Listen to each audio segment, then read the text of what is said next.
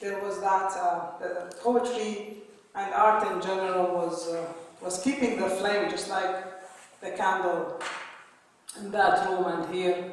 It was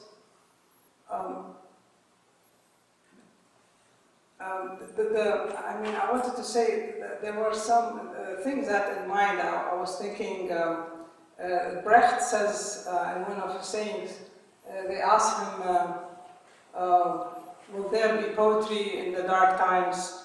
And he said, yes, poetry about dark times. So, you know, that it was mess, so much mess, the world was so much mess, and we tried to give it that form. We were writing, we tried to give it maybe to feel some balance. You frame it, you try with it, and so that's we were writing in the middle of that, and I can't say that poetry saved us. I mean, I don't believe in that poetry it has this power. I don't know, maybe because I stayed. But it's a response, as I said, that you want to respond in a way or another that you can. Also, it was sometimes people ask, during that time of oppression, did that mean that you were producing that was good for poetry or bad for writing poetry and all that? But to put it in brief, also I would borrow a saying by James Joyce, who said about writers, we are olives, squeeze us, we are olives. So it means that you know, our understanding is that under oppression, maybe it's you produce even your best. I can talk, of course, forever about war, as any other Iraqi, and just want to remind us that, well, peace is not merely the absence of war. I mean, for me, it is probably it's a poetical way of life, where the world is given an open expression and an intimacy, and that so that you can call it our own home. I mean, in that human intimacy, peace is imaginable. And when I said about, I mean, that room, probably I can read this very old poem that image stayed in my mind and used it here. The Artist's Child. This was published in the 80s in Iraq. It's strange, I still read it, and I thought, I hate my old poems, but sometimes. Okay, but for that room. I want to draw the sky. Draw it, my darling. I have. And why do you spread the colors this way? Because the sky has no edges. I want to draw the earth. Draw it, my darling. I have. And who's that? She's my friend. And where is the earth? In her handbag. I want to draw the moon. Draw it, my darling. I can't. Why? The waves shatter it continuously. I want to draw paradise. Draw it, my darling. I have, but I don't see any colors. It is colorless. I want to draw the war. Draw it, my darling. I have. And what is this circle? Guess. A drop of blood? No. A bullet? No. Then what? The button that turns off the lights. Thank you.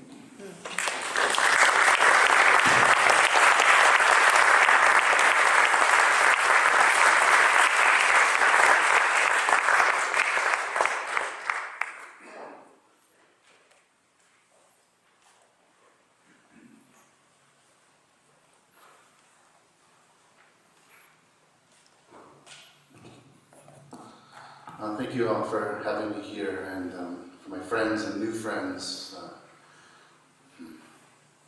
Thank you. Those bells, that was such a beautiful way to begin. Difficult, but beautiful. wonderful way to begin this evening. There's, I don't know if you've heard this name, but I'm pronouncing it surely incorrectly. But his name is Hussein Saeed Al-Nadi. He's 24, a junior majoring in business administration who enrolled at UW Stout in 2015. What direction is that from here? It's northeast. That way? Yeah, it's just east of Minneapolis. How far? About 80 miles from Minneapolis.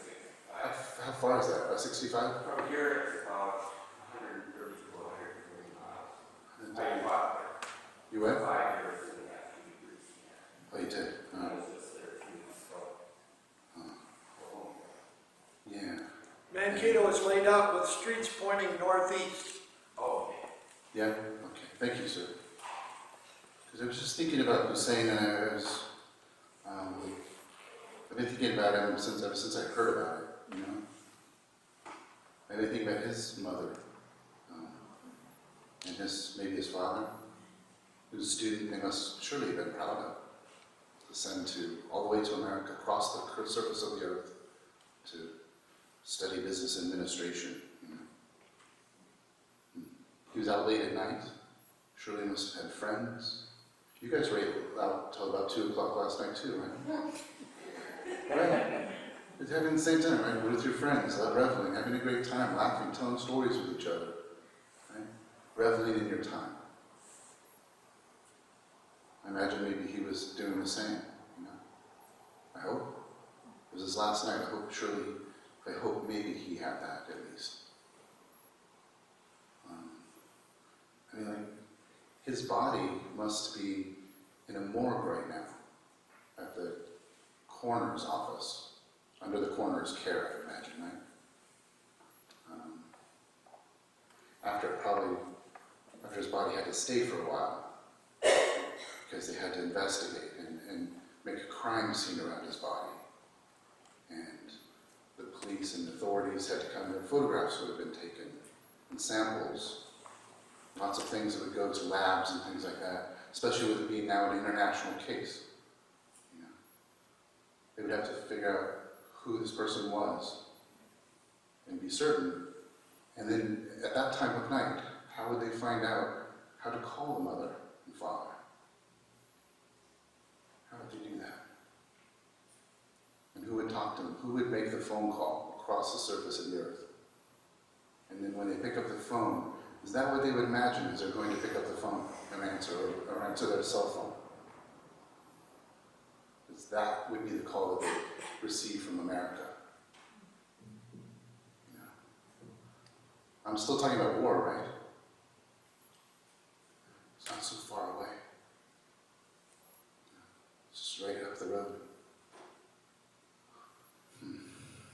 I'm not sure. I don't know how to do this. You know, if I say a gentleman here, I forgot your name, but this is, I know it's everyone's house, but it's also your house. This is your flock, you know. But I forget your name, sir? Paul. Paul. If this isn't too much, would you mind coming up, maybe just for a moment, and you could say a couple of words for Hussein, and just from this congregation, from this room, maybe a nice way of, is that too much to ask of you? I don't mean to impose, I should have asked you beforehand, but it just kind of came to mind.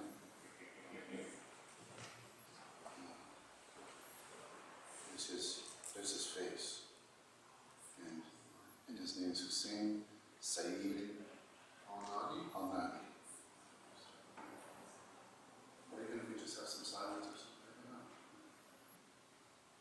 I think silence, and then I'll close this.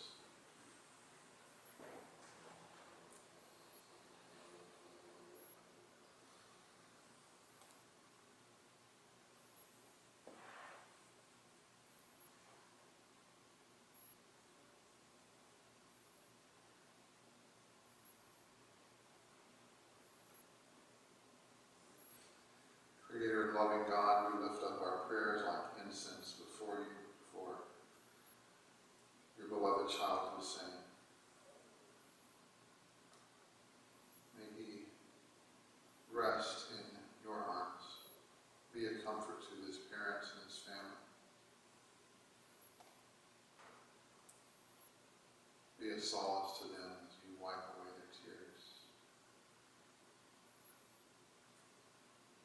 Let them rejoice in their memories. Let their grief rise up to you. Fill our hearts with such overpowering love that we rise up against all forces of hatred and evil in this world. Give us courage as we stand together to face the difficulties of the time ahead. That peace may reign in our hearts, and that the peace which Hussein even now enjoys may one day be ours. In your gracious name.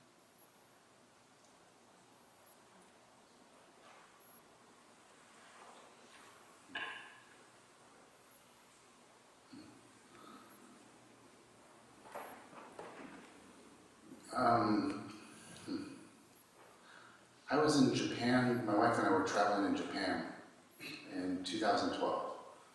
And what made me think of this was the fire and candles when you were speaking before.